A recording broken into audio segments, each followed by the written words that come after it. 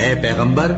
تم دیکھو گے کہ مومنوں کے ساتھ سب سے زیادہ دشمنی کرنے والے یہودی اور مشرک ہیں۔ اے ایمان والو،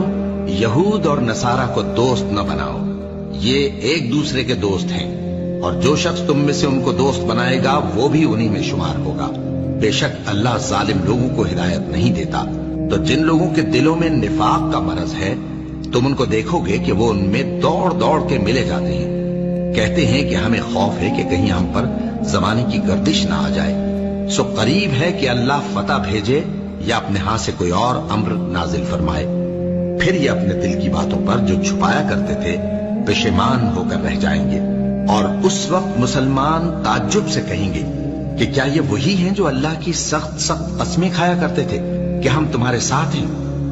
ان کے عمل اکارت گئے سو وہ خسارے میں پڑ گئے۔ اے ایمان والو، اگر کوئی تم میں سے اپنے دین سے پھر جائے گا تو اللہ ایسے لوگ پیدا کر دے گا جن کو وہ دوست رکھے اور اسے وہ دوست رکھے، اور جو مومنوں پر نرمی کرنے والے اور کافروں پر سختی کرنے والے ہوں، اللہ کی راہ میں جہاد کریں اور کسی ملامت کرنے والے کی ملامت سے نہ ڈریں۔